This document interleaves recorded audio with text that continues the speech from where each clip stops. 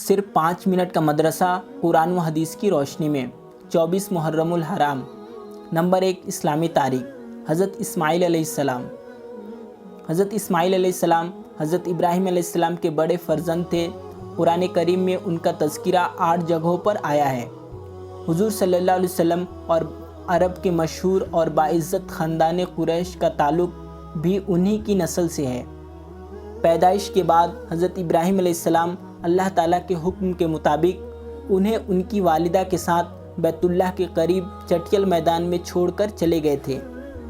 جب کھانے پینے کا سامان ختم ہو گیا تو حضرت اسماعیل علیہ السلام کی تربیت و پرورش کے لیے اللہ تعالیٰ نے زمزم کا چشمہ جاری کر دیا جو آج تک موجود ہے۔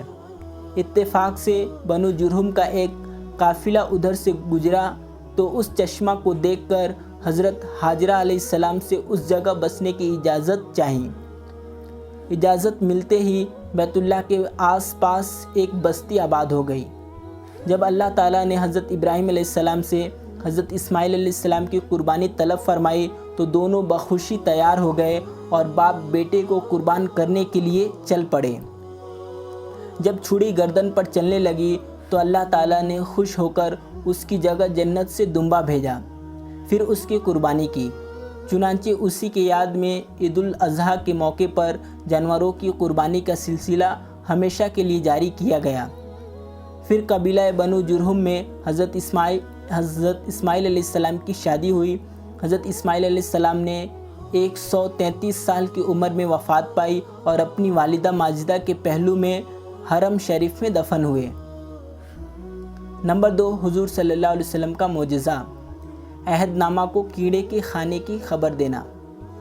جس وقت کفار قریش نے آپ صلی اللہ علیہ وسلم اور آپ صلی اللہ علیہ وسلم کے اصحاب رضی اللہ عنہم کا بائیکاٹ کیا تھا تو آپ صلی اللہ علیہ وسلم نے اس عہد نامہ کے متعلق جس میں بائیکاٹ کی دفعات تھی یہ خبر دی کہ اسے کیڑوں نے کھا لیا ہے اور اس میں صرف اللہ کے نام کو باقی چھوڑا ہے۔ لہٰذا یہ سن کر ابو طالب نے کفار قریش کو بطور چیلنج کے کہا، اگر میرے بھتیجے کی یہ بات غلط ہے تو میں ان کو تمہارے حوالے کر دوں گا۔ چنانچہ جب ان لوگوں نے اس عہد نامہ کو دیکھا تو ویسے ہی پایا جیسا کہ خبر دی گئی تھی۔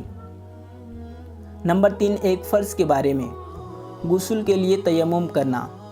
قرآن میں اللہ تعالیٰ فرماتا ہے، اگر تم بیمار ہو جاؤ یا سفر میں ہو یا تم میں سے کوئی شخص اپنی طبعی ضرورت یعنی پیشاب پخانہ کر کے آیا ہو یا اپنی بیوی سے ملا ہو اور تم پانی کے استعمال پر طاقت نہ رکھتے ہو تو ایسی حالت میں تم پاک مٹی کا ارادہ کرو یعنی تیمم کرو۔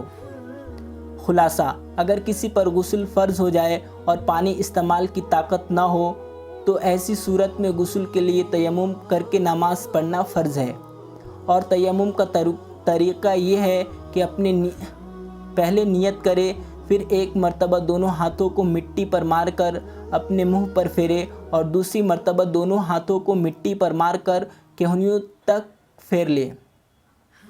نمبر 4 ایک سنت کے بارے میں، خوشخبری سن کر دعا پڑھنا۔